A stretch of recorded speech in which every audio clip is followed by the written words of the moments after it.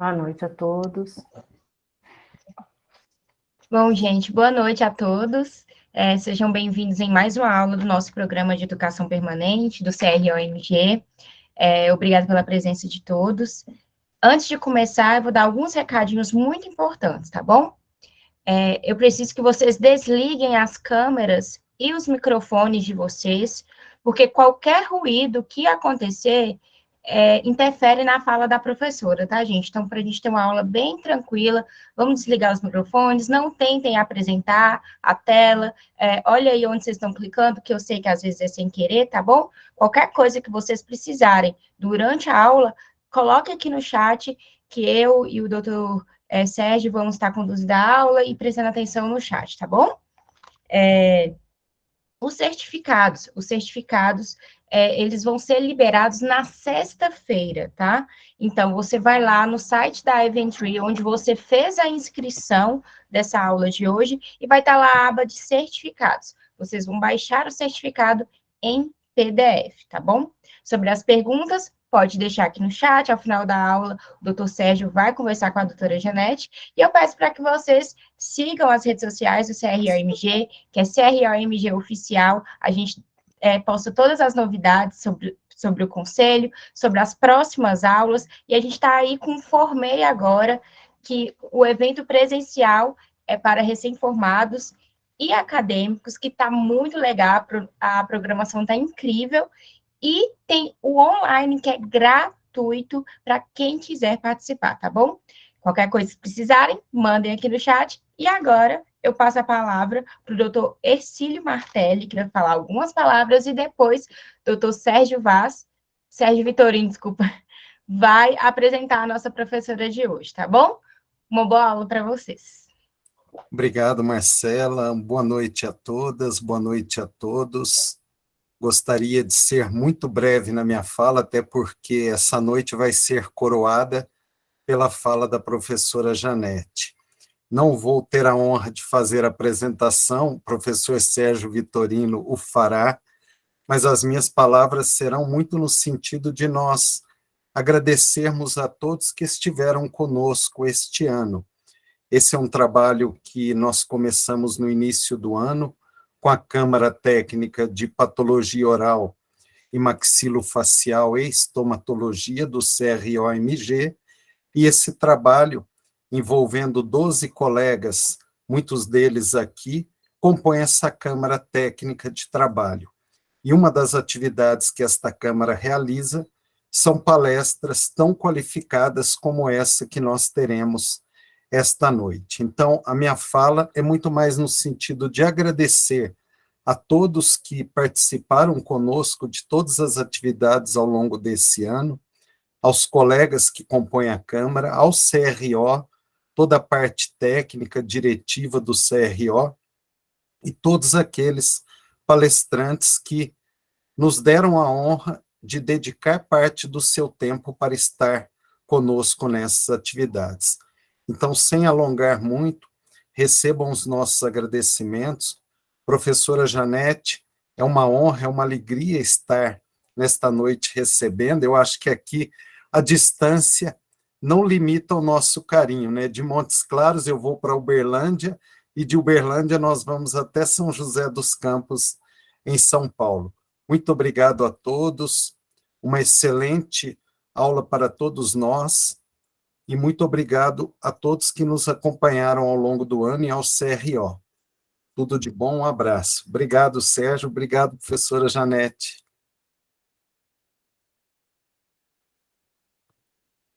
Professor Hercílio, muito obrigado aí pelas palavras, né? Como colega da Câmara Técnica, eu também queria registrar minha satisfação, né, em poder estar junto aí desse trabalho com todos os colegas. Já vi aqui pelo menos a professora Mina, a professora Sabina, aqui conosco.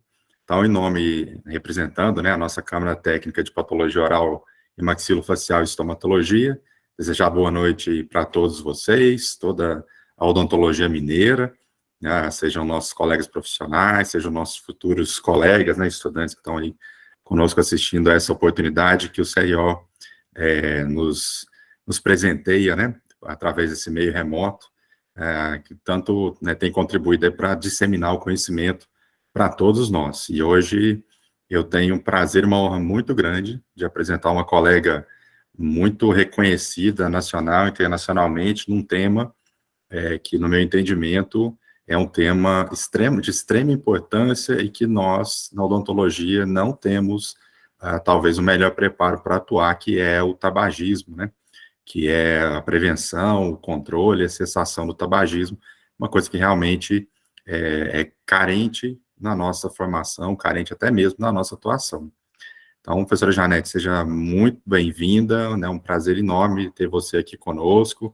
Tenho certeza que nós vamos aprender demais aqui com o que você tem para nos trazer. É um assunto que você já trabalha, já pesquisa há tanto tempo. E também, muito brevemente, né, apresentando a professora Janete para todos os nossos colegas. A professora Janete é cirurgiã dentista, graduada pela Faculdade de Odontologia de São José dos Campos, na Unesp, fez residência em odontologia hospitalar no Hospital de Clínicas da Faculdade de Medicina da USP, seguido por mestrado em radiologia odontológica e doutorado em biopatologia e diagnóstico bucal pela Unesp. Desde a década de 90 é docente na Unesp de São José dos Campos, atualmente professora titular, então já além de toda a formação extremamente qualificada, com bastante experiência no ensino, na extensão e especialmente na pesquisa. Hoje, então, trabalhando na disciplina de estomatologia no Departamento de Biociência e Diagnóstico Bucal, com experiência internacional, inclusive, né, em várias universidades, né, da Ásia, da Europa também. A professora Janete trabalha, né, dentre vários outros assuntos, com a questão do tabagismo relacionado ao câncer de boca. Então, passo a palavra para você, professora Janete. Agradeço mais uma vez, né, essa oportunidade. Tenho certeza que a gente vai aprender muito e vai poder refletir bastante a respeito desse tema, né, importante para os fumantes de hoje, para os fumantes do futuro, como você muito bem pontuou em um de seus trabalhos. Então, muito obrigado. Passo para você a palavra. Boa noite a todos. É um prazer estar aqui. Eu me sinto muito honrada. Eu sou mineira e acabei estudando, né? Vim muito cedo para cá. Talvez, provavelmente a maioria não conheça, mas podem já ter ouvido falar. Eu sou de Campanha. Gosto de pontuar. O professor Decílio fez parte da minha banca, né? Então é uma honra. Eu já aproveito para agradecer pela indicação do meu nome. E a Câmara Técnica por ter aceito essa indicação. Prazer também estar aqui com o professor Sérgio, né? Agradeço as palavras. E eu sou nascida em Campanha, onde nasceu o Vital Brasil, né? Grande figura aí, mineira, que nós temos muitos, né? Então, eu disse que seria realmente um prazer estar aqui com vocês. Prazer imenso mesmo, professor. Esse é uma pessoa que eu admiro muito, né, uma pessoa muito querida, e o professor Sérgio também é uma pessoa, né, muito importante aqui para todos nós, e também muito querido por todos. Queria agradecer também a professora Mina, ela me disse que estaria com os alunos, então eu acredito que tenham aí também jovens, né, assistindo.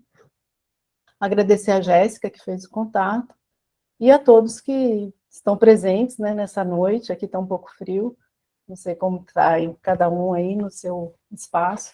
Espero trazer alguma coisa de contribuição.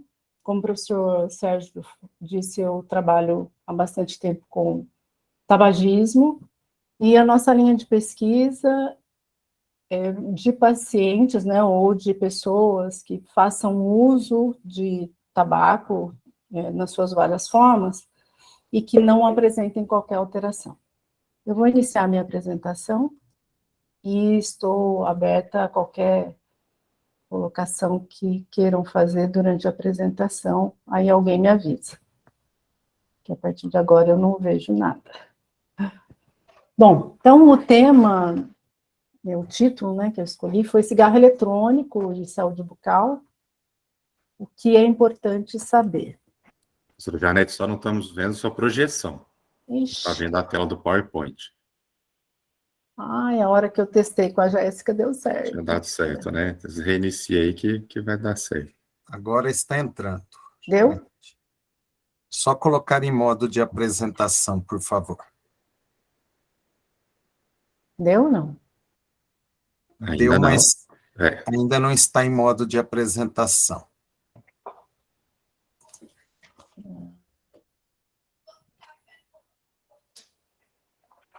Vocês sabem que eu ia fazer de casa, não deu certo, aí eu vim para cá, para minha sala. Não tem problema, vai dar tudo certo. Agora deu, não? Ainda não. Se quiser tentar clicar no livrinho, Janete, não sei se é melhor. Ah, tá.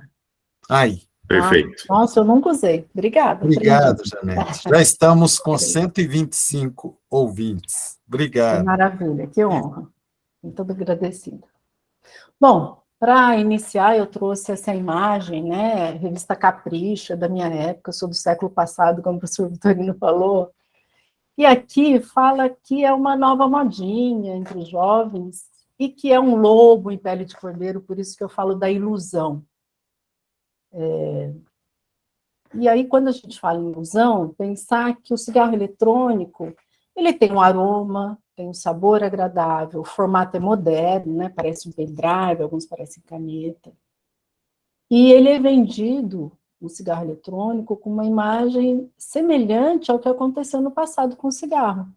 O cigarro ele foi vinculado a pessoas famosas, a pessoas aventureiras, a status e pessoas de poder.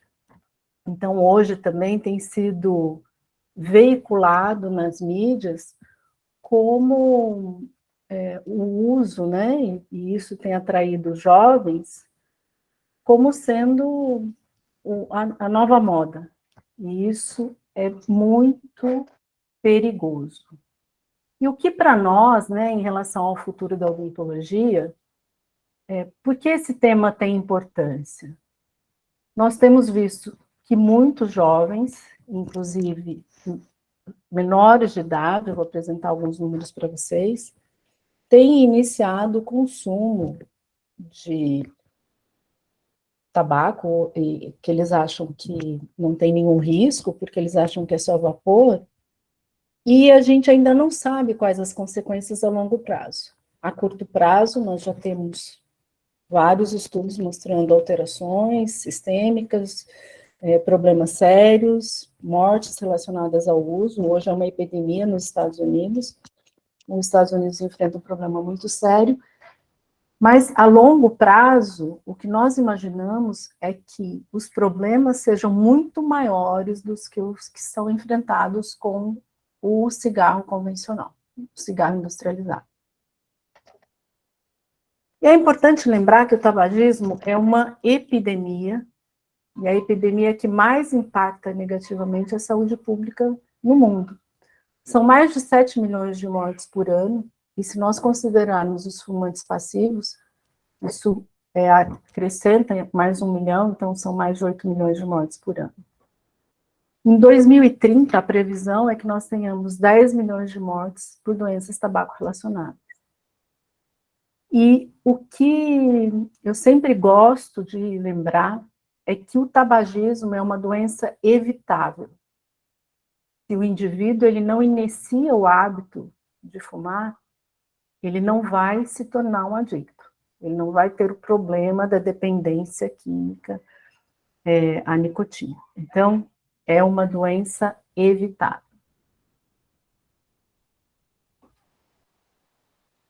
Os sistemas eletrônicos de liberação de nicotina, também conhecidos como dispositivos eletrônicos para fumar, são dispositivos que foram desenhados há muito tempo. Hoje a gente tem o cigarro eletrônico, tem o JUL, o pod ou o vape. Eles foram desenvolvidos com a perspectiva da política de redução de danos. Só que nós sabemos que não é isso que a gente tem observado, tanto em relação ao que é veiculado na mídia, principalmente entre os jovens, e, na verdade, tem se apresentado como uma nova alternativa para o consumo de tabaco muito perigosa. Aqui nós temos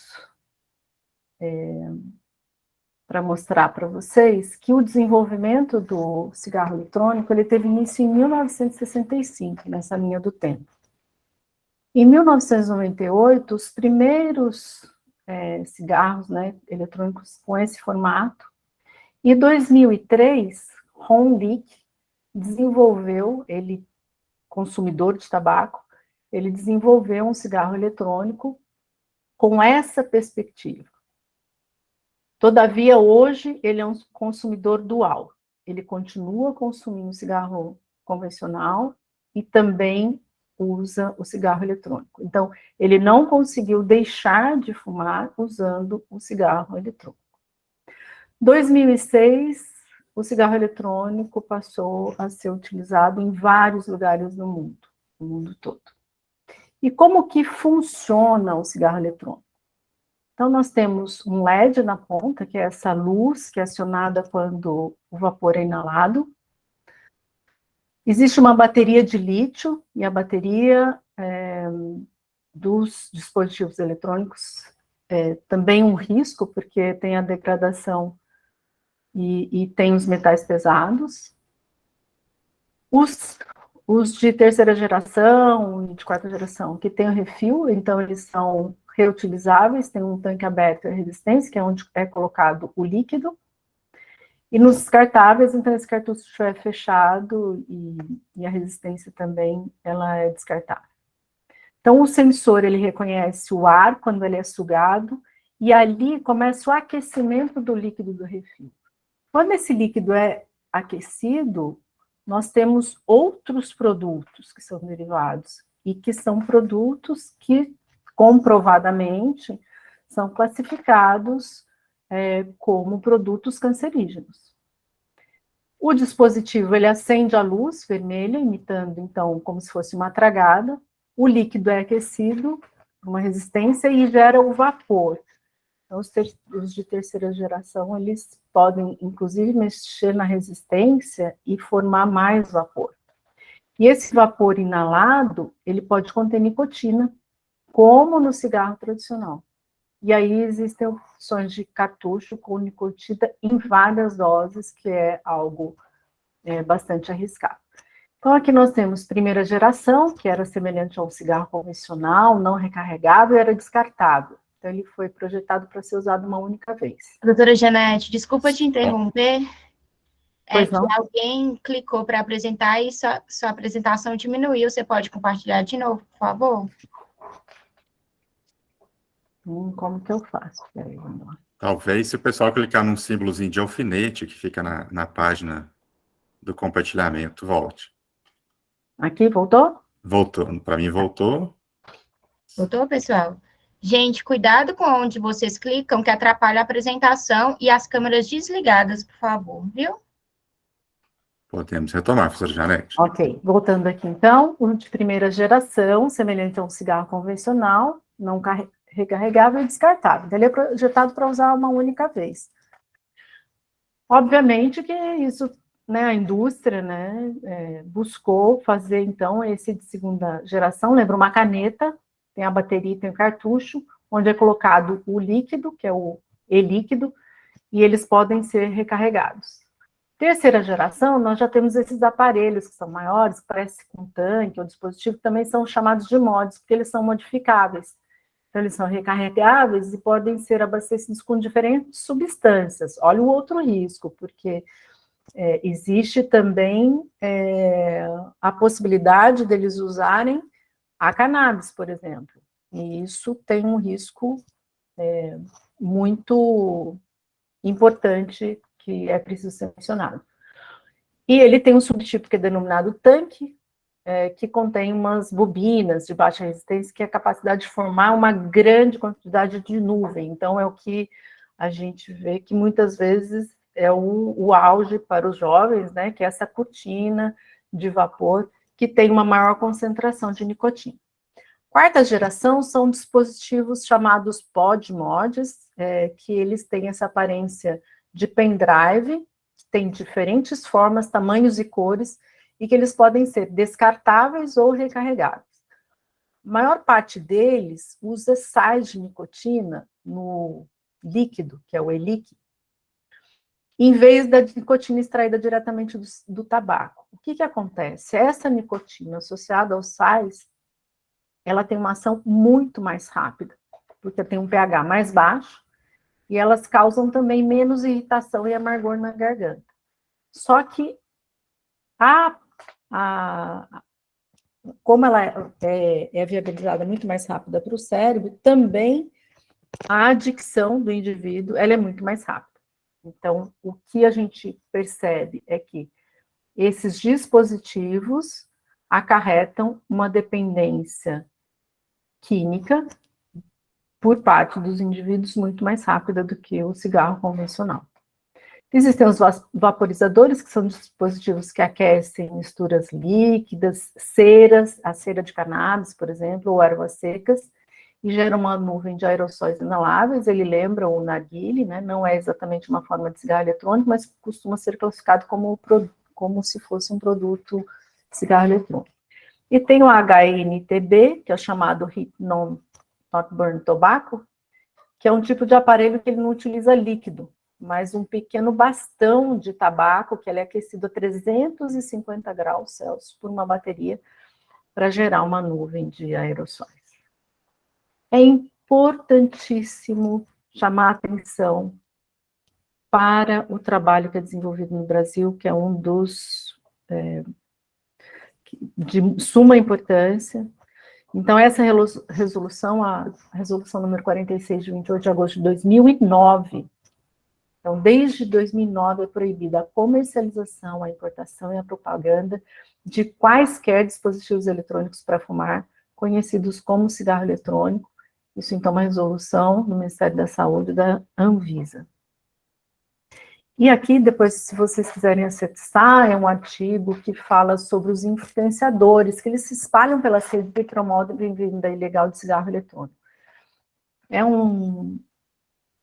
um artigo interessante, né, escrito por um jornalista, e que abrange essa questão que nós temos nos deparados, que são com as mídias sociais. Então, pesquisa na Austrália também aponta que vídeos que são muito utilizados pelos jovens, como o TikTok, que estão relacionados ao uso dos vapes, né, eles têm sido difundidos sem controle. No Brasil, vários foram retirados, tanto do Instagram quanto do TikTok, então nessa reportagem eles mostram isso.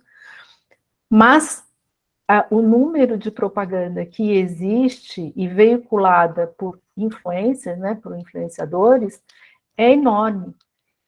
E apesar do grande número que foi removido, do que tinha em mídia social, ainda existe muito, né, que quando a gente coloca a tag hashtag vape, tem muito ainda que está sendo veiculado. Num panorama mundial, na última década, a gente observa que o cigarro eletrônico ele se tornou muito popular entre adolescentes e jovens adultos. E que os jovens que nunca usaram cigarro industrializado começaram a usar o cigarro eletrônico, numa suposição de que não tem nenhum dano, de que é só vapor de água e que não tem qualquer problema o uso. O consumo das mulheres tem sido semelhante ao dos homens, então das jovens, semelhante ao dos jovens. O que a gente não observava até então, né, no passado, a gente via muito mais os homens fumando e algumas mulheres, atrizes, né, como Audrey Hepburn. A gente tem fotos, né, mostrando isso como se fosse alguém que está à frente, né, ou uma mulher mais moderna, e isso tem acontecido também com os nossos jovens, né? Então, o que acontece?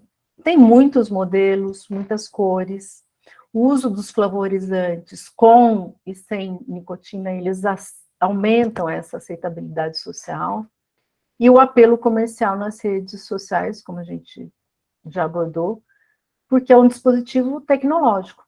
Então, é preciso ficar muito atento. E eu sei que devem ter pais aí, pais de jovens, talvez, e de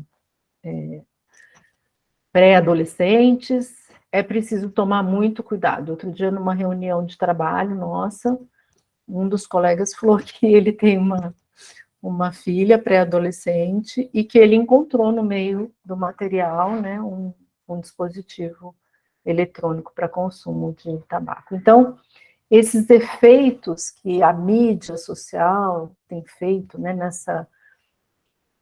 nesse desejo, na intenção de uso de cigarros eletrônicos, tem sido investigada, e o que a gente observa é que realmente essa divulgação na mídia e essa exposição, né, a facilidade que é a compra pela internet, embora seja proibido no Brasil, né, essas postagens que são realizadas, elas têm influenciado os adolescentes. Então, uma ação regulatória é necessária, embora nós temos, né, o Brasil tem regulamentação, mas é muito difícil a fiscalização. Então, nós temos aí alguns, né, setores envolvidos, como a Associação Médica Brasileira, como a Fiocruz, que trabalham, né, junto com a Anvisa para fiscalização do que tem sido veiculado, né? A ACT também trabalha muito com isso.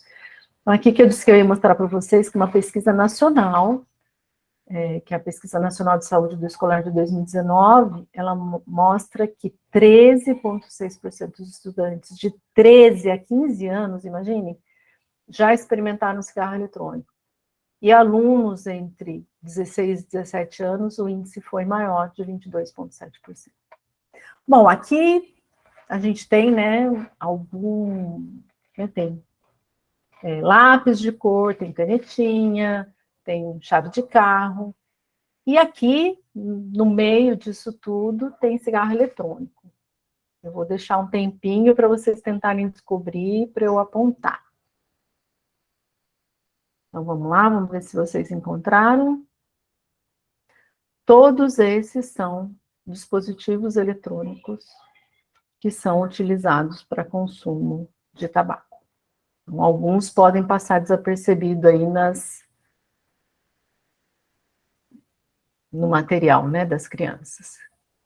E aqui, quando a gente vai falar de prevalência, correlação, né, do uso aí, frequência, do uso em adolescentes, muitas vezes o início, né, de uso é entre familiares ou amigos.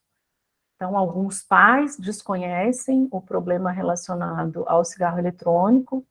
Eu já atendi um jovem que a mãe tinha comprado um aparelho de narguilé de presente, falou, o que tem? E ainda é maior entre os amigos, porque o adolescente, ele quer fazer parte de uma tribo, né, quer fazer parte de um grupo. Então, a socialização, utilizando, né, o mesmo dispositivo que seus amigos usam, acaba acontecendo. Tem, inclusive, uma cantora que ela já tinha deixado de fumar há 15 anos, e numa roda com amigos falaram, olha o cigarro eletrônico, não faz mal, é só vapor de água, usa. E ela, então, foi fazer uso, disse que passou muito mal e falou que tem um risco muito alto. Por quê? A quantidade de nicotina, quando ela é inalada, ela é muito grande a quantidade, então, realmente, a pessoa pode passar mal. E ela, como tinha sido dependente, tinha parado, olha o risco de voltar a consumir. Então, a dependência foi associada à idade precoce do primeiro uso, ao uso com os amigos e uso recente de cigarro. No inquérito telefônico de fatores de risco para doenças crônicas não transmissíveis diante de pandemia, um relatório final do Covitel, isso é de 2022, aqui mostrando a prevalência de experimentação de narguilé e cigarro eletrônico no primeiro trimestre de 2022, de acordo com as características selecionadas. E aí, vocês podem ver que entre 18 a 24 anos, o uso de cigarro eletrônico numa porcentagem de quase 20%, alto também o consumo de narguilé, e na faixa de 25 a 34 anos, a gente já tem aí 10% de cigarro eletrônico e quase 12% de narguilé. Bom, e essa questão da dependência? Então, como falei lá desde o início, mais uma vez reforçar que a disponibilidade da nicotina pelo cigarro eletrônico, ele acaba levando a dependência muito mais rápida. Então, vocês devem ter visto em mídia, né, a questão da epidemia nos Estados Unidos, quantos jovens internados, jovens com problema sério, que eu vou mostrar à frente, né, pulmonar, jovens que precisaram ser entubados, jovens que estavam completamente dependentes do uso do cigarro eletrônico. Essa prevalência, correlação do uso e frequência e dependência, então está muito vinculado à facilidade também, porque como o cigarro eletrônico ele não tem fumaça, ele é um dispositivo eletrônico, quando ele aperta um botão e desliga, não sei se vocês já observaram alguém utilizando, eu já vi pessoas na praia usando, então é muito fácil, ele vai, ele liga, depois ele coloca do lado, então não tem o risco dele queimar a toalha, ou queimar a cadeira, ou alguma coisa. E o que acontece? Eles acabam usando direto, o tempo todo eles estão fazendo uso do cigarro eletrônico. Então, qual o impacto que tem em relação à nossa saúde sistêmica? Existem vários relatos, né, de explosão que levaram a injúria, como queimadura de pele, problemas, né, de queimadura extensa, as mortes que foram veiculadas, né, que foram mais de 50 nos Estados Unidos, isso em 2019, então ocorreram aí em 26 estados nos Estados Unidos, e também registraram 2.400 casos de hospitalização, de acordo com o Centro de Controle de Prevenção de Doenças, e o surto tinha começado em março de 2019, né? E aí eles tiveram problemas sérios, que é o EVALI, e também a toxicidade pulmonar decorrente aí do uso do cigarro eletrônico. Então, o EVALI é uma lesão pulmonar que está associada ao uso do cigarro eletrônico, ou o vaping, né? É uma entidade que foi recentemente descrita na vanguarda dessas investigações, e embora o EVALI tenha sido associado ao acetato de vitamina E, que é um constituinte dos produtos vaping de THC, os cigarros eletrônicos provavelmente apresentam aí uma série de outras toxicidades pulmonares. Então, essa revisão é de 2020, continua, né, a investigação, mas é já constatado o problema sério em relação ao problema, né, decorrente, e como o tratamento e a fisiopatologia aí do EVALI são aqui, né, descritos nesse trabalho, e o perfil geral dessa toxicidade pulmonar dos cigarros eletrônicos. Então, é um produto novo, né, que está sendo cada vez mais utilizado pelo público geral, mas que precisa ser muito bem investigado, e nós precisamos, enquanto profissionais da área de saúde, transmitir o conhecimento para as pessoas que pensam em iniciar o uso, né, para que nem iniciem. Porque o uso do cigarro eletrônico, né, esse condensado de vapor, ele é mais tóxico para esses macrófagos alveolares do que o líquido do cigarro eletrônico, quando ele não é vaporizado.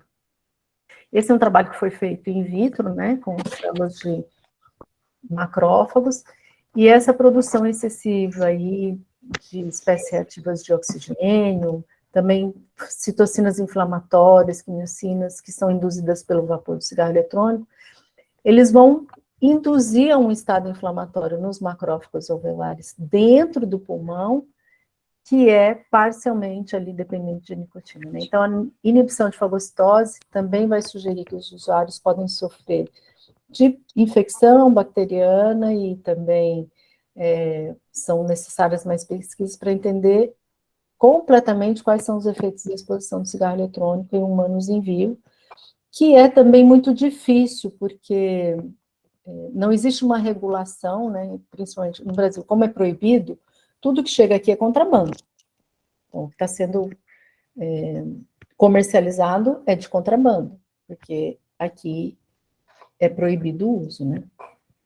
Em relação aos efeitos, né, de saúde, que a gente sabe, então pode causar desde náusea, vômito, dor de cabeça, tontura, asfixia, as queimaduras, a irritação do trato respiratório superior.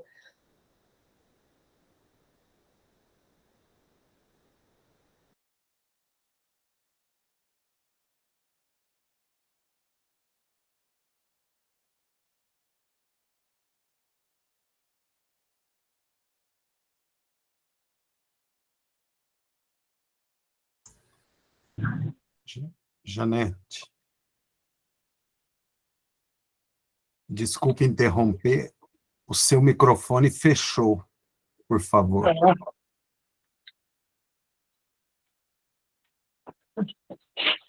Sozinho. Ok. Onde que eu parei? Isso aí eu volto.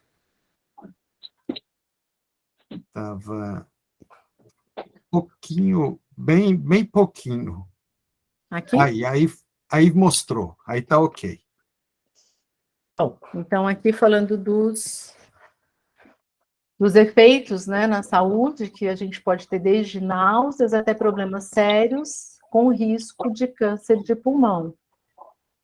E aí mostrando que no longo prazo, que a gente ainda não sabe o que vai acontecer, mas que realmente a gente imagina que serão problemas muito mais sérios do que os problemas que nós já sabemos, né, causados pelo cigarro industrializado. Que hoje, se nós temos aí uma projeção de 10 milhões de mortes para 2030, em relação ao cigarro industrializado, com o uso do cigarro eletrônico, a gente pode ter um panorama muito pior. Em relação à saúde bucal, o que nós temos? Então, também podemos ter trauma relacionado. Esse aqui é um caso onde aconteceu a avulsão do dente depois de uma explosão do uso do cigarro eletrônico. Então, vocês percebem que tem tanto lesão no lábio, em semimucosa labial, né, ulceração, equimose, aqui mostrando a avulsão dos dentes, e aqui as lesões causadas no lábio superior. E nós já sabemos que o cigarro é prejudicial à saúde bucal e também está relacionado ao câncer bucal, né? Aqui mostrando um paciente com uma lesão. Agora, o que sabemos de ESIG e se há uma relação com lesões de boca?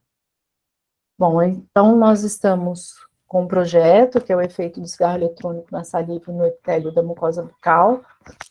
A investigação se o vape pode ou não causar alterações na saliva e na mucosa da boca.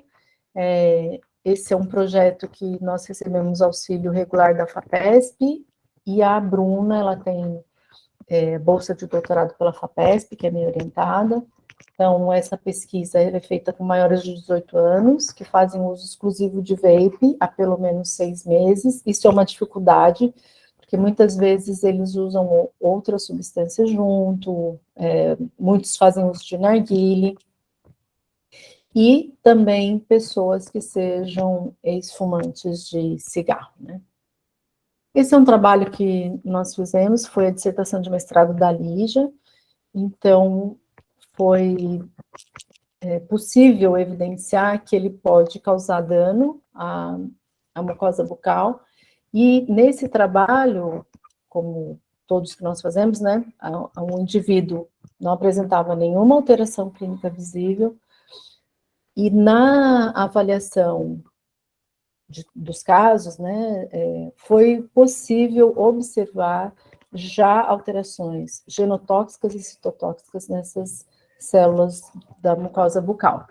Então, o uso desse e álcool, que a maioria deles também consumia álcool, né, por esses indivíduos, pode causar aí mais danos, né, às células da mucosa bucal, do que as pessoas que não usam o ESIG. Então, em relação à mucosa bucal também não existe uma justificativa para o uso de ESIG, como se fosse uma alternativa ao cigarro, né? Nós tivemos aqui uma pesquisa, né, da FAPESP falando sobre vapor viciante, onde eles mencionaram, né, esse trabalho da Lígia na reportagem. Também foi feito um estudo citológico do efeito do uso do cigarro eletrônico, e aqui, observando no citológico, o que nós observamos? Uma maior quantidade de grânulos de queratolialina, também o infiltrado inflamatório, além de colônia bacteriana. Isso tudo em indivíduos reforçando que não apresentavam qualquer alteração visível ao exame físico intrabucal. Aqui um caso clínico, que inclusive a Bruna apresentou durante o congresso da SOBEP, quem participou deve ter assistido. Um participante da pesquisa, então, que ele fazia uso de cigarro eletrônico, ele apresentou uma lesão em palato. Então, participante do sexo masculino, 26 anos de idade, ele era ex-fumante. Quando ele fumava 30 cigarros por dia. E ele fumou durante 8 anos. Vocês vejam que ele começou a fumar cedo, né? Ele fazia uso exclusivo e diário de vape há 4 anos. E a queixa dele foi de uma placa branca em palato com tempo de evolução de 1 mês. Então, aqui a placa branca, nessa primeira avaliação, que foi em novembro de 2021, essa placa aqui no palato, de coloração esbranquiçada, com limites definidos aqui, a superfície um pouco rugosa. Então, aqui mostrando o limite da lesão. E a hipótese foi de uma hiperqueratose, né? Aqui num aumento, a gente observando as alterações que foram observadas, né, tanto em 20 vezes quanto aumento de 40 vezes, mostrando aqui que se tratava de um quadro de uma hiperparaqueratose. Então, não tinham alterações das células que fossem alterações displásicas ou que tivesse algo mais exacerbado, mas já tinha aqui uma hiperparaqueratose. O que chamou a atenção foi na segunda avaliação de dezembro de 2021, onde a gente observa uma cicatrização muito lenta. Obviamente que ele continuou com o uso do cigarro eletrônico. E aqui é uma terceira avaliação. Em junho de 2022, a gente ainda percebe ali a área onde tinha a lesão. Então, isso é uma foto do acompanhamento do caso. Em relação ao consumo do vape, ele fazia consumo mais de 15 vezes por dia, como nós tínhamos mencionado. Ele fazia o puff de 2 minutos contínuos. A essência, ele usava 4 ml por dia, no sabor de frutas, sabor doce, né?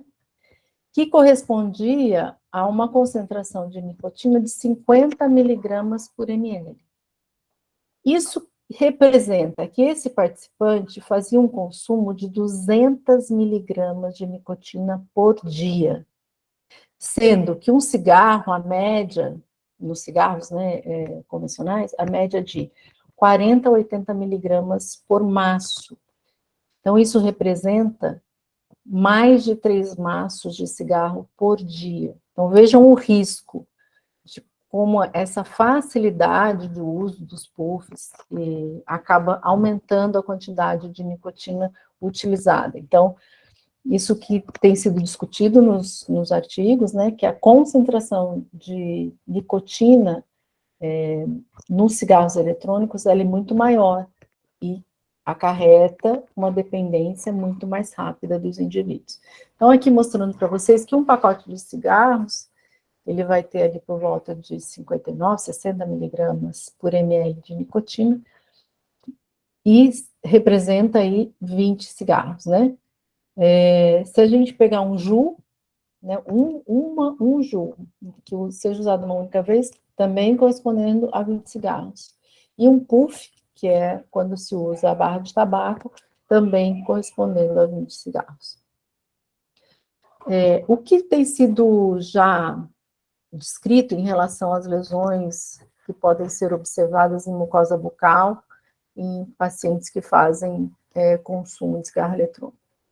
Então, aqui nós temos o grupo A, que são indivíduos que consomem o cigarro convencional, e o B, que consome cigarro eletrônico. E vejam, tem aqui estomatite nicotínica e a leucoplasia, que com um quadro de hiperkeratose com displasia, aqui no grupo B, a gente tem um caso, né, de leucoplasia já com hiperkeratose, e tem 6 casos com estomatite nicotínica. Então, a gente já sabe que estomatite nicotínica, leucoplasia, os quadros de periodontite podem ser observados em pacientes que fazem consumo, vocês vão ver que também cárie, né? E aqui um caso muito triste de um jovem de 19 anos, que ele teve um quadro severo de uma lesão maligna em boca, de um câncer, e ele veio a óbito muito rapidamente. Então, era um jovem que fazia uso do cigarro eletrônico, inclusive há não muito tempo, mas que ele usava, né, fez um uso que foi o que eles observaram, né, em relação à anamnese do quadro, do histórico dele. Então, é um caso de um adulto jovem com uma extensa história de vape, e ele usava, então, esses sistemas de entrega de nicotina, e foi diagnosticado com um carcinoma HPV negativo, então não era um carcinoma de orofaringe que fosse HPV positivo, era um HPV negativo, e foi rapidamente progressivo e fatal. Então, esse garoto de 19 anos veio a óbito muito rapidamente. Nós temos trabalhado com análise do líquido também utilizado, e vejam que interessante, aqui é o líquido antes do indivíduo utilizar e depois do uso. A gente vê, assim, uma mudança intensa da coloração. Nós fizemos uma análise por espectroscopia de FTIR, é uma parceria que nós temos com o professor Herculano, da UFABC, que é físico, e nós observamos, então, pela espectroscopia de absorção no infravermelho, por transformada de Fourier, que é FTIR, que a composição, então, antes é a linha preta e depois é a linha vermelha no veio. Vocês viram que não tem diferença em relação ao que foi observado, né, da coloração, sim. Mas vejam os picos. Aqui é um pico que mostra a grande concentração de glicerol, que são os açúcares, e muito interessante porque nós temos trabalhado com saliva, já com o professor Herculano, já fizemos um trabalho, mais à frente eu vou mencionar para vocês, com saliva de fumantes de cigarro convencional. E a saliva, ela é seca para que seja feita a leitura. E ele, então, entrou em contato com a gente quando foi fazer a primeira vez com o cigarro eletrônico, e ele falou, a saliva não seca. E aí, quando ele conseguiu fazer a leitura, ele falou, é em função do glicerol. Então, é a saliva desse paciente, desse participante, que faz uso de cigarro eletrônico, né, a gente percebia essa diferença. Aqui, esse outro pico está relacionado aos flavorizantes, a sucrose, aos álcools e os fenóis.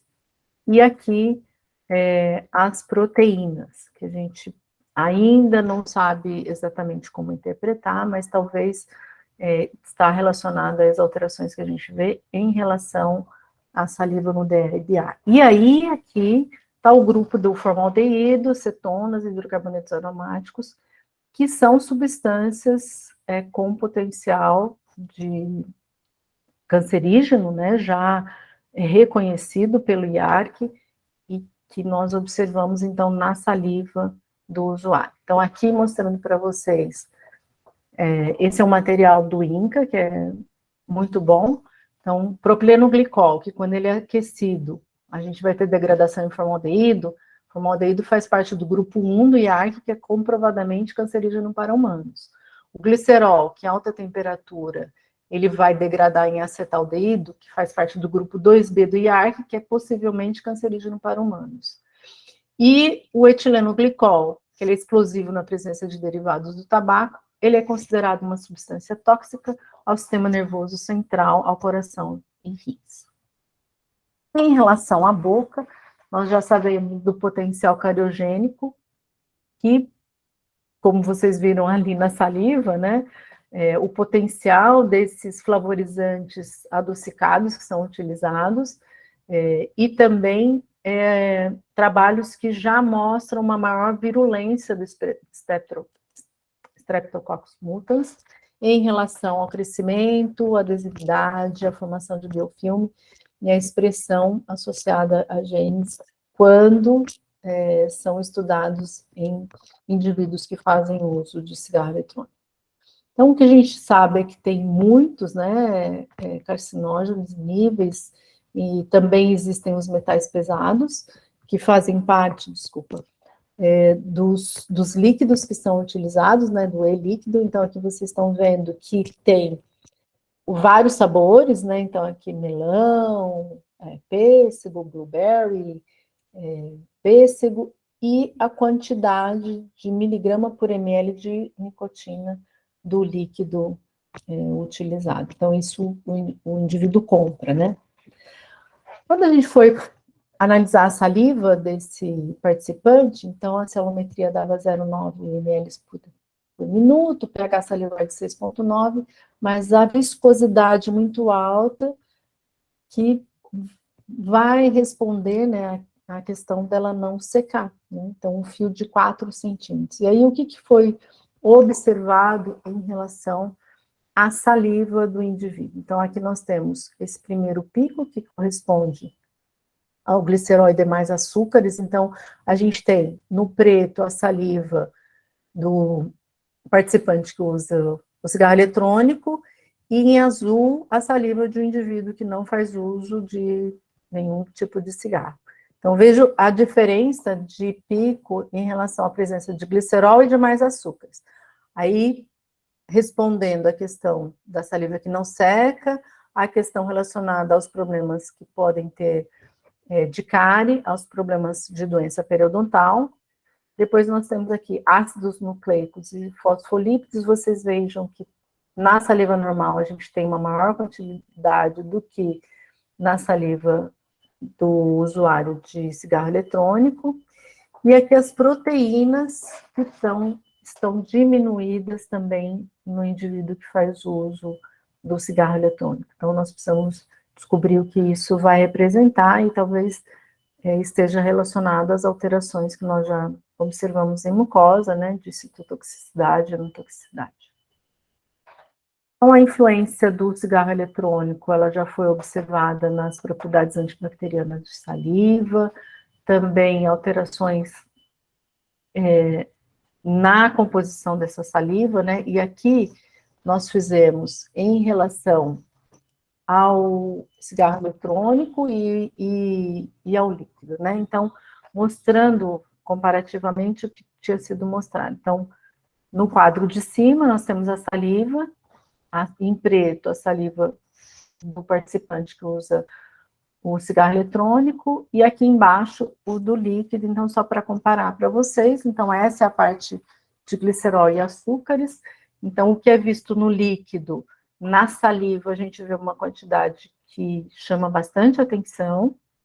Aqui o formaldeído e as cetonas podem estar relacionados aqui às alterações que a gente vê de proteínas nos pacientes nos indivíduos que fazem uso, né? E aqui, até então, nós não vimos trabalho com saliva de usuários de cigarro eletrônico, uma avaliação pela espectroscopia. O que nós observamos é que no trabalho que nós fizemos com saliva de indivíduos que fumam o cigarro convencional, o do cigarro eletrônico, ele se aproxima aos gráficos que nós obtivemos para cigarro convencional, evidenciando mais uma vez que as alterações decorrentes do uso do cigarro eletrônico, eles são semelhantes aos de usuários de cigarro convencional, e como existe uma maior quantidade de nicotina liberada, uma rapidez maior de adicção em relação ao uso desses dispositivos, realmente o futuro pode ser assustador, né, em relação aos usuários. A doutora Adriana Ávila, ela é professora da Faculdade de Medicina, foi minha orientada de doutorado, ela é pneumologista, e o professor Celso Milha-Bander também faz parte desse artigo, ele é cirurgião de cabeça e pescoço, foi meu orientado de doutorado. E aqui nós discutimos a questão dos desafios que nós vamos enfrentar, né? Isso foi em 2017, e a gente ainda estava muito direcionado ao uso do cigarro convencional. Então, colocando que o papel do dentista, ele é fundamental para a ampliação das condutas de controle do tabagismo. Nós, enquanto profissionais da área de saúde, nós somos os primeiros a examinar a boca do paciente, que é vinculada, né, à comunicação, à expressão do indivíduo, e que o tabagismo pode ser abordado de uma forma muito próxima com o paciente, né? A questão da participação do dentista em programas multidisciplinares de apoio ao fumante é de suma importância, e a abordagem do tabagismo durante a graduação e a pós-graduação, tanto para o tratamento odontológico como um todo, como para o bem-estar do paciente, ela deve ser enfatizada. Então, isso realmente é uma bandeira que nós precisamos carregar e fazer um trabalho eficiente, né? Então, essa é uma letter que foi publicada agora em 2022. Então, se nós estamos preparados, né, para lidar com esses fumantes do futuro, então, que é importante que nós saibamos as alterações que nós podemos observar, que esses indivíduos, eles precisam ser acompanhados e com curto espaço de tempo. Vejam a história, né, do jovem de 19 anos que teve um câncer e que foi muito rápido e foi fatal. Então, em pouco tempo, ele teve um diagnóstico e não sobreviveu. E aí, quando a gente fala em efeitos de curto prazo, a gente tem a questão da irritação da garganta, da gengivite, se a gente pensar em boca e orofaringe. As questões neurológicas tem convulsão, irritabilidade, insônia, vertigem, dor de cabeça, distúrbio de memória, e a dependência. E além da dependência, o indivíduo, para ele deixar, ele vai passar pelo quadro de abstinência. Os problemas pulmonares, que eu avali, que nós discutimos, mas também a tosse, dispneia, asma e DPOC. Então, a doença pulmonar obstrutiva crônica, que é um problema sério e grave, pode também ser decorrente do uso do dispositivo eletrônico. Problemas cardíacos, taquicardia, elevação da pressão arterial, gastrointestinais, diarreia e dor abdominal. E os efeitos de longo prazo do cigarro eletrônico, eles serão diferentes do cigarro tradicional. Se nós pensarmos, nós temos quase 2.000 produtos químicos, então é muito diferente de um vapor d'água. Então não é vapor d'água, porque existem, né, mais de 2.000 produtos químicos que fazem parte do uso. A nicotina, a concentração, ela pode chegar até 30 vezes maior do que os cigarros convencionais, mostrando aí o caráter adicto, que é muito mais rápido. Os trabalhos já evidenciam que não fumantes, usuários de dispositivos eletrônicos, eles têm 3 vezes, tem estudo que fala 3,5 vezes maior probabilidade de se tornarem fumantes regulares de cigarros convencionais do que as pessoas que não usam. Então, esse é o grande risco do jovem, começar a utilizar o cigarro eletrônico e depois se tornar-se também dependente do cigarro convencional. Então, é preciso entender que cigarro eletrônico é cigarro. Não tem outra denominação. Cigarro eletrônico é cigarro. E as substâncias presentes na nicotina e na fumaça, assim como acontece com o uso do cigarro convencional, elas se depositam sobre os móveis e acabam expondo os pets, as crianças. Então, quem tem criança em casa, ela está exposta, né? Então, a gente fala de fumo de segunda mão, de terceira mão, e aí são os fumantes passivos. Então, pensar, eu gosto muito dessa imagem que o Inca usa, né? Que por trás da imagem que foi vendida pela publicidade de cigarros, está um produto que causa dependência física e outras doenças, além de danos ambientais.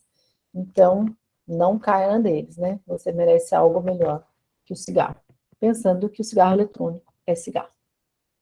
E o Brasil foi o primeiro país do mundo a proibir o uso de todos os aditivos descritos abaixo. Isso faz parte do artigo 9 da Convenção Quadro da Organização Mundial de Saúde para o Controle do Tabaco, que foi assinada em 2005. Então, substâncias com propriedades flavorizantes ou aromatizantes, substâncias com propriedades nutricionais. Vejam que a gente observa cada... outro dia, alguém utilizando um dispositivo eletrônico falando de uso para consumo de vitamina, gente. Isso é como se fosse uma pessoa de academia, né, fazendo exercício. Então, uma coisa inadmissível. Substâncias com propriedades estimulantes ou revigorantes, temperos, ervas, especiarias, frutas, vegetais, adoçantes, edulcorantes. Então, tudo isso é proibido. Então, tudo que está sendo comercializado é contrabando. Mel, melado, amelioriantes que reduzem a irritabilidade da fumaça, amônia e seus derivados. E o Brasil foi o segundo país a introduzir as imagens de advertência sanitária das embalagens de produtos de tabaco. Isso corresponde ao artigo 11 da Convenção Quadro da Organização Mundial de Saúde para o Controle de Tabaco. Eu tenho um vídeo que um paciente nosso, que já faleceu, ele quis deixar de legado, e talvez alguns já tenham assistido, onde ele fala que o fumante, ele olha para essas figuras que tem no nosso cigarro, e ele não dá a mínima, né? E uma frase que ele usa, ele fala que nós fumantes somos muito ignorantes, porque a pessoa vem e fala para a gente, para de fumar, e ele falava, no jeito simples dele, ele falava assim, que ele respondia para as pessoas, cuida da sua vida, que da minha vida cuido eu. E ele quis deixar esse vídeo, então é um vídeo que nós usamos todos os anos para os alunos, quem quiser eu posso disponibilizar, porque ele realmente quis deixar como um alerta, né, para os fumantes, para os jovens, para que eles não começassem a fumar, e da dificuldade, né, quando se tem a dependência. E aí eu gostaria de falar sobre abordagem que nós podemos fazer enquanto profissionais de saúde. Essa abordagem, ela pode ser feita no consultório, e só o fato de nós fazermos a abordagem, os estudos já mostram que isso faz com que o paciente pense em parar de fumar, que o indivíduo pense em parar de fumar, ele começa, né, se ele nunca pensou em parar de fumar, pode ficar ali uma sementinha. Então, perguntar, você fuma? Porque geralmente a gente pergunta, você fuma? Fumo, sim, não, pronto, põe na... Não. Há quanto tempo você fuma? Quantos cigarros você fuma por dia? Ou se você consome cigarro eletrônico, como que é o uso desse cigarro eletrônico? Quanto tempo após acordar você acende o primeiro cigarro? Essa é uma pergunta de suma importância. Porque a adicção, então, quanto tempo o indivíduo consegue ficar, né, se ele dorme ou se ele tem que acordar à noite para fumar, que acontece, mas quanto tempo após acordar de fumar ele acende o cigarro? Isso é uma pontuação maior quando a gente faz teste de Fallston, mostrando da dependência do indivíduo, né? Uma outra pergunta, já tentou parar de fumar? E o que aconteceu? O que você acha de marcar uma data para deixar de fumar? Você quer pensar junto? Quando que poderia ser? Alguns vão falar, quando meu neto nascer, quando meu filho, quando for meu aniversário. Mas já está num trabalho de motivação, né? E aqui também a gente consegue saber em relação ao grau de dependência. Então, o que é uma abordagem breve ou mínima? É o PAP, né? Que é o pergunte, avalie, aconselhe e prepare. Então, essa abordagem ela foi introduzida pelo Programa Nacional de Controle do Tabagismo, PNCT, do INCA em 1999. É uma breve abordagem que é realizada na rotina do atendimento. Gente, o paciente veio a primeira vez, ele fuma, ele retornou, a gente volta a perguntar, e é de suma importância o indivíduo entender que o tabagismo é uma doença, porque há 3 semanas, mais um caso, uma paciente que ela veio muito assustada, que o colega falou que ela tinha um problema e que já não tinha mais jeito, porque ela era fumante, então não tinha mais jeito. Então ela já achou que fosse morrer. E como que era a abordagem dela em relação a ela mesma? Então, muitos a gente escuta o paciente falar, eu não paro de fumar porque eu não tenho vergonha na cara. Se eu tivesse vergonha na cara, eu parar de fumar. Isso, é porque eu não quero. O paciente precisa entender que o tabagismo é uma dependência química. Nós precisamos entender que é uma doença, que é uma dependência química e que o indivíduo precisa de ajuda. Então, essa abordagem pode ser feita por qualquer profissional da área de saúde, não precisa ser feito acompanhamento, isso tem uma duração de 3 a 5 minutos, né, quando a gente está conversando com o paciente, e é indicada para todos os fumantes.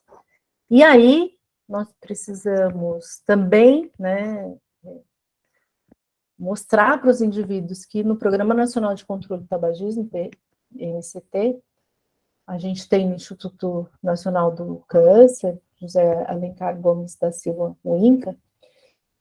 O SUS, ele oferece tratamento adequado, com metodologia embasada em evidências científicas. Então, se vocês quiserem acessar, né, INCA, como parar de fumar. Então, existe a terapia de reposição de nicotina, que pode ser o adesivo, a goma de mascar, a pastilha. E a gente tem a possibilidade também de fazer o uso do cloridato de ibupropiona, de fazer a prescrição para ajudar o indivíduo, né? Então, nós precisamos buscar estar habilitados a fazer a abordagem e fazer também a intervenção nos indivíduos como forma de auxiliá-los aí com essa dependência, que é muito triste, na verdade, né?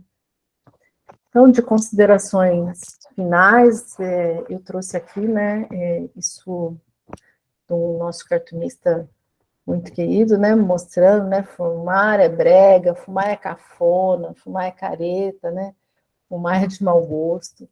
Então, como considerações finais, que nós, né, dentistas, eu gosto sempre de lembrar que nós somos profissionais da área de saúde, que o tabagismo é uma doença evitável, que eu acho que é de suma importância reforçar, principalmente falando de dispositivos eletrônicos, porque se os jovens, se os indivíduos não iniciarem o uso, então eles evitam dar o início aí a uma doença que é muito séria, que é o tabagismo, e é uma oportunidade que nós temos de trabalhar com prevenção primária. Nós sabemos de tudo que pode advir do problema, né, da doença do tabagismo, de consequências em relação às doenças sistêmicas, aos problemas que a gente pode ter em boca, né, desde doença periodontal, a cárie aqui vinculada aos dispositivos eletrônicos, até o câncer, e que isso pode comprometer a vida do indivíduo, né.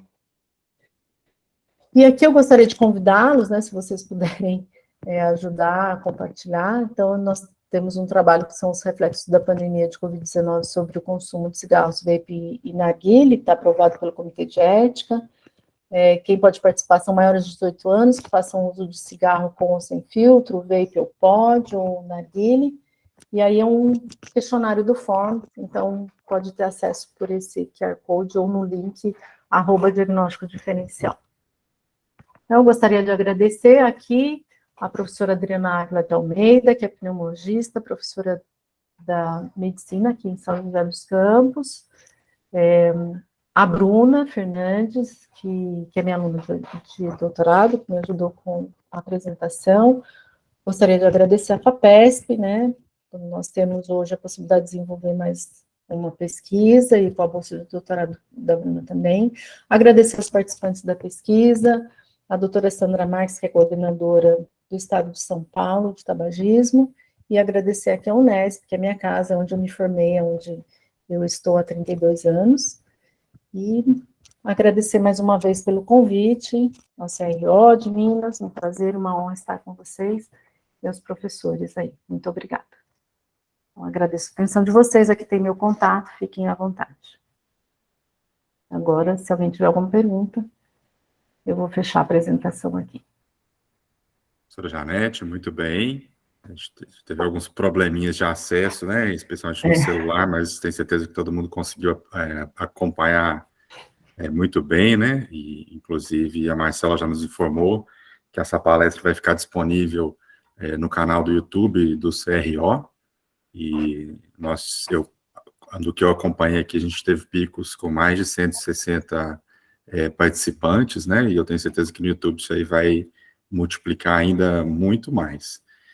Já de antemão agradeço, né, a oportunidade de aprendi, por exemplo, muito sobre a complexidade, né, das soluções que são utilizadas, né, no cigarro eletrônico, até do potencial cariogênico, né, que é uma coisa que a gente, a princípio, nem imaginaria, mas só mostrando o perigo, né, que isso aí traz para a nossa saúde. E interessante também, destacando, a força do marketing, às vezes até desvirtuando uma coisa que foi desenvolvido com um bom propósito, e agora, inclusive, utilizando questão de adição de vitaminas, complementos, como se fosse uma coisa melhor ainda. Na verdade, é um veneno, como você colocou muito bem, né? E a gente, como profissional de saúde, não pode deixar de trazer a força do conhecimento. Não o conhecimento raso, preconceituoso, né? Mas conhecimento baseado em informação, que você trouxe tanta coisa, tem produzido tanto, mas com humildade também, para reconhecer, por exemplo, que a gente não tem, de fato, informações de longo prazo, que mostram o que vai acontecer, mas a gente tem muita condição de antecipar que o risco é extremamente grave, né? Risco na boca, risco neurológico, risco pulmonar, que já está muito bem caracterizado, né? Então, infelizmente, isso não foi uma boa adição, né, em termos de adicção, né, de vício. Eu anotei aqui pelo menos 3 perguntas, eu achei bastante interessantes, vou passar aqui para você rapidamente, né. Primeiro, a Liliane Ribeiro, ela perguntou a respeito da proibição, se é proibido somente a venda ou se também o consumo. Excelente pergunta, eu agradeço, Liliane, pela oportunidade. Eu vou até ilustrar para vocês que eu estive numa festa de formatura e vejam o paradoxo. Na festa de formatura existia lá o local para os fumantes de cigarro convencional, estava frio, a pessoa tinha que sair lá fora para fumar. E lá no meio da pista, né, dançando, as pessoas que estavam com o eletrônico, eles consumiam sem nenhum problema. Eu fui falar com a organização, eu fui falar com o bombeiro que fazia ali a vistoria do local, ninguém tem conhecimento. Então, na verdade, hoje a gente está enfrentando um problema, é que as pessoas não sabem, mas, na verdade, o consumo também não pode ser permitido num lugar como a pista de dança, ele teria que consumir também, né, num lugar onde seria de acesso apenas para os fumantes do cigarro convencional. Então, é um problema muito sério, porque, vocês vejam, a gente começou a trabalhar com cigarro eletrônico já faz um tempo, né, a pesquisa da Lígia, inclusive, foi muito traumatizante, porque, na época, nós fazíamos a divulgação, para que a gente pudesse ter as pessoas participando, pelo Facebook. E nós sofremos bastante, porque os grupos de usuários e de pessoas que comercializam os dispositivos, eles começaram a fazer ataque como se nós fôssemos patrocinados pela indústria farmacêutica. Vejam bem, não recebemos um centavo. Então, foi, assim, muito desgastante, né? Traumatizante para a Lígia, eu diria. Mas a gente ainda não tem as pessoas, né, o conhecimento de que é proibido. Então, quando nós fomos fazer o trabalho da Lígia, nós conseguimos uma parceria com o Canadá, de uma indústria que eles tinham um aparelho como o glicosímetro, que a gente conseguiria mensurar a quantidade de cotinina no sangue do indivíduo, que é a substância da degradação da nicotina. E aí, quando o representante veio, que nós falamos que o cigarro eletrônico era proibido no Brasil, ele ficou sem entender, né? Assim, se é proibido, como é que tem pessoas que usam? Então, é contrabando, então por isso que as pessoas têm conseguido usar, né? Compram na internet, então... infelizmente, né? É essa situação que a gente vive. É interessante como que a gente evoluiu, né, em termos de uso de cinto de segurança, de não utilizar o cigarro em ambiente fechado, né, tudo isso foi com conscientização, e a nossa atuação foi muito importante nisso, né. Um comentário muito bom mesmo, pessoal, mais uma vez. A Daene Ribeiro perguntou se existe alguma pesquisa, se você conhece, que aponta se o uso é maior pelos universitários do que pelos alunos do ensino fundamental e médio. Então, vocês viram que o que a gente tem de 2019 no Brasil, o uso maior, chega a 22%, entre o grupo de 16 e 17 anos, né? Mas nós sabemos que nas universidades o uso também tem sido muito grande, né? Nessas festas e na área de saúde, né? Às vezes a gente tem entre os universitários, inclusive os que comercializam, né? Eu não sei aí vocês, né? É uma situação às vezes muito delicada, né? Mas ainda tem um risco maior, né, de doença mais grave quando eles fazem uso de THC. Que é o princípio da maconha, né? Isso. Então, isso, reforçando o que você disse várias vezes, né, o cigarro eletrônico, que a princípio não é prejudicial, né, pelo menos na força do marketing, é porta de entrada, é apoio, né, para o uso de outras substâncias. Uso de outras substâncias, exatamente. Sim, e nesse sentido, até uma outra pergunta que a Ana fez, né, se existem cigarros eletrônicos sem nicotina. Existe sim, só que apesar dele não ter a nicotina, vocês viram que tem a degradação de outras substâncias, então ele não deixa de ser prejudicial, porque inclusive tem, né, tem bateria, ainda tem os metais pesados, então eu acho que nós vamos ainda ver muita coisa em relação ao cigarro eletrônico, né? Não é fácil trabalhar com usuários, assim, para as pessoas participarem. Então, na nossa pesquisa, por exemplo, como eu falei, a dificuldade é porque eles precisam ser usuários exclusivos de vape, e aí não é fácil conseguir. Nós temos uma parceria com a Espanha, e lá eles estão tendo muita dificuldade, porque realmente usuário exclusivo de vape é muito difícil. Sim. Outra pergunta aqui da Helena Ferri, inclusive que destacou aqui que foi sua aluna da 43ª turma da Unesp. Querida. Tô feliz de te ver. Ela Muito pergunta, bom. né, se a abordagem do cigarro eletrônico é a mesma no programa de controle do tabagismo. Na verdade, a abordagem que eu apresentei, Helena, é para quem usa o cigarro convencional, mas é uma abordagem que a gente pode fazer com o indivíduo que está usando, né? E mais importante até do que a abordagem, talvez, no cigarro eletrônico, é mostrar tudo que a gente já sabe em relação às pesquisas, né? Porque o jovem, ele ainda fica na ilusão, como a gente começou, na ilusão de que é vapor de água, e não é vapor d'água. Ilusão, né? Todo mundo conhece muito bem.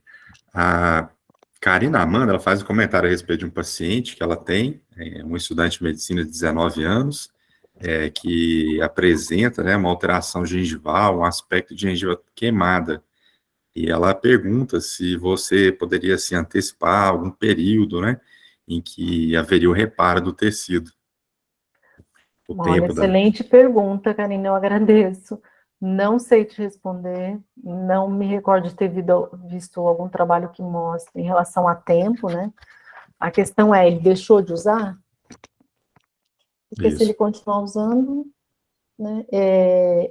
O que eu comentei com vocês durante a apresentação, que eu tive um jovem que eu examinei e que ele tinha ganho um aparelho de narguilé da mãe, ele tinha uma lesão branca, na verdade.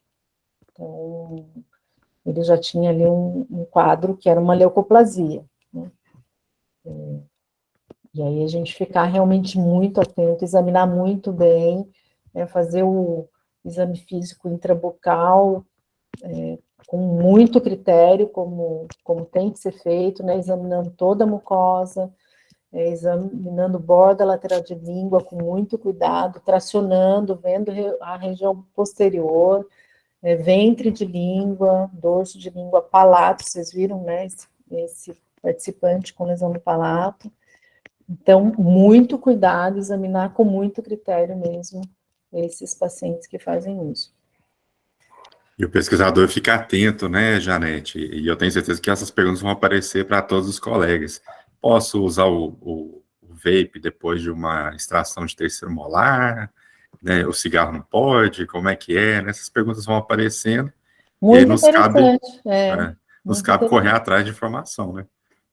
E se a gente pensar, né, em relação aos produtos, né, como vocês viram, né, o glicerol, os açúcares, imagina, isso, viu a cicatrização do participante, né, como demorou?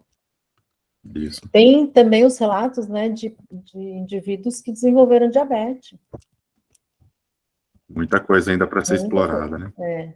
Sem dúvida. Ô, Janete, a gente já avançou um pouquinho aqui na hora, né? O pessoal perguntou aqui também, aí uma questão técnica, há quanto tempo que a aula vai ser disponibilizada. Ela passa ainda, pessoal, por uma pequena edição, mas dentro de poucos dias já vai estar disponível, né, para que todo mundo possa assistir. Eu queria destacar aqui, Janete, para a gente já encerrar, que a gente teve a participação, realmente, muitas pessoas, não só em número, mas também em termos de atuação, né? Além da professora Mina, lá com seus alunos, vários outros professores, né, pesquisadores.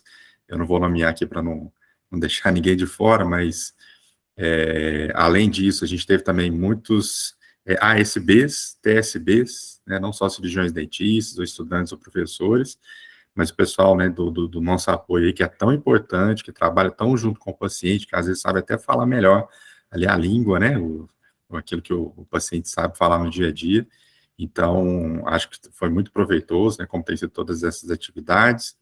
Só queria mandar um abraço para minha colega lá de Montes Claros, a professora Cássia Pérola, colega dela lá, durante algum tempo ela estava aqui também, e transmitir para você, professora Janete, um agradecimento especial do professor Ercílio, né, que não pôde nos acompanhar aqui até o final, coisa de uns 20 minutos ele teve que sair, mas ele fez questão de registrar mais uma vez esse agradecimento, e também do professor, do doutor, né, Rafael Mota, né, o presidente aqui do Conselho Regional de Minas Gerais, que tem, né, atuado à frente aí para que tudo isso acontecesse. Então, professora Janete, te agradeço, se você quiser falar mais alguma coisa para a gente finalizar esse nosso encontro, né, foi muito interessante. Bom, eu agradeço a todos, professor Sérgio, um prazer estar aqui, mais uma vez, né, esse convite que eu me sinto muito honrada, agradecer aí a professora Mina, né, depois seria interessante se os alunos também tiverem perguntas, vocês podem me enviar, tem meu contato, fiquem à vontade, e agradecer mais uma vez aí a retaguarda, né, do CRO e também na apresentação. Então, muito obrigada a todos, uma boa noite, estou à disposição se tiver mais alguma coisa que eu possa contribuir. Obrigada, viu? Obrigado, professora. Passo para a Marcela, então. Doutora Janete, muito obrigada, tá? Mais uma vez, agradeço. O que precisar da gente do CRAMG, pode mandar mensagem, pode ligar, que a gente vai estar à disposição para você, tá bom? Obrigada. Então, Sérgio, muito obrigada, tá? Até as próximas. Um abraço, boa noite. Um abraço, boa noite. Perguntas aí. Certificado, sexta-feira, meio-dia, entrar no site onde vocês se inscreveram, que vai estar lá a aba certificados, vocês vão baixar em PDF. A aula vai ser disponibilizada no nosso canal do YouTube, sexta-feira também, meio-dia, tá bom? Qualquer dúvida que vocês tiverem, mandem no e-mail da comunicação ou no nosso Instagram, tá? Obrigada e até as próximas aulas. Boa noite, gente. Boa noite. Boa noite, tchau.